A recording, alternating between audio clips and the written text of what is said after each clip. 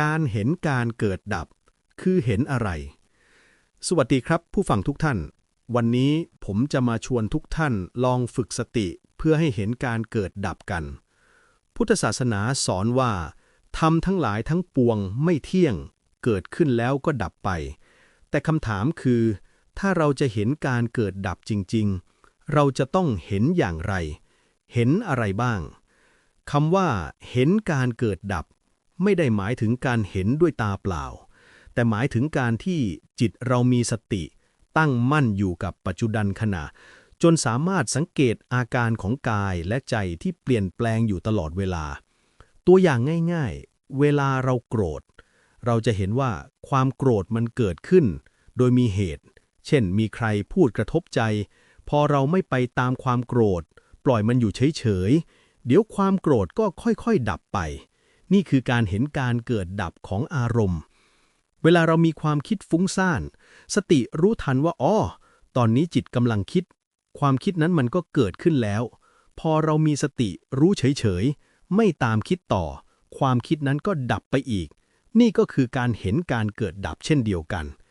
การเห็นเกิดดับก็คือการเห็นตามจริงว่ากายนี้ใจนี้ไม่มีสิ่งใดถาวรทุกอย่างล้วนเปลี่ยนแปลงเกิดขึ้นตั้งอยู่แล้วก็ดับไปเมื่อเห็นบ่อยๆเราจะค่อยๆเกิดปัญญาขึ้นว่าไม่มีอะไรในโลกนี้ที่ควรยึดถืออารมณ์ความสุขความทุกข์ความคิดความจำทั้งหมดมาแล้วก็ไปแม้แต่ตัวเราที่เคยยึดว่าเป็นของจริงก็เป็นเพียงการรวมกันชั่วคราวของกายกับใจที่เกิดแล้วก็ดับตรงนี้เองที่พระพุทธเจ้าตรัสว่าการเห็นการเกิดดับคือการเห็นทางเริ่มต้นสู่ความเป็นอริยบุคคลเพราะเมื่อจิตเราเห็นตามจริงบ่อยๆเข้ามันจะเกิดนิพพิทาคือความเบื่อหน่ายไม่ใช่เบื่อแบบรำคาญแต่เป็นเบื่ออย่างรู้ความจริงว่าการยึดถือมันไม่คุ้มเพราะมันไม่เที่ยงเมื่อเบื่อแล้วจิตจะค่อยๆคลายออกจากความยึดมั่นถือมั่นในรูปเวทนาสัญญาสังขารวิญญาณจนในที่สุดก็ปล่อยวางได้แล้วจะฝึกอย่างไรจึงจะเห็นการเกิดดับคำตอบคือฝึกสติให้รู้อยู่กับกายและใจบ่อยๆไม่ว่าจะยืนเดินนั่งหรือนอนไม่ต้องรอเข้าวัดไม่ต้องรอเวลาว่างแต่ใช้ชีวิตประจำวันนี่แหละเป็นสนามฝึกตัวอย่างเช่นเวลาเราโกรธรู้ว่าโกรธเวลาโลภรู้ว่าโลภเวลาคิดรู้ว่าคิดเวลาใจสงบก็รู้ว่าใจสงบไม่ต้องห้ามไม่ต้องผลักออกแค่รู้ทันว่ามันเกิดขึ้นแล้วคอยดูว่ามันดับไปอย่างไรทำบ่อยๆจากตอนแรกที่เห็นไม่ทันพอทำมากเข้าสติก็ไวขึ้น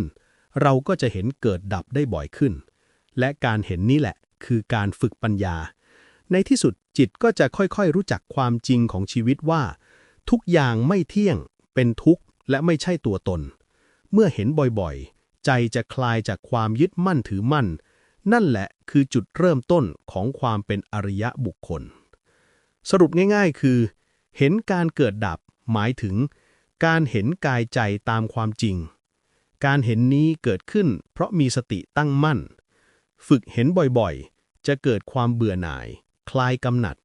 และปล่อยวางนี่คือทางสายตรงที่พระพุทธเจ้าสอนเพราะฉะนั้นเวลาฝึกสติอย่าคิดว่าต้องการผลลัพธ์ใหญ่โตขอแค่ฝึกเห็นเล็กๆในแต่ละวันเช่นเห็นความคิดเกิดเห็นความโกรธเกิดเห็นมันดับนี่ก็เป็นการปฏิบัติธรรมที่ถูกต้องแล้วขอทุกท่านจงประสบความสำเร็จในการเจริญสติและเจริญในธรรมทุกท่านครับสาธุ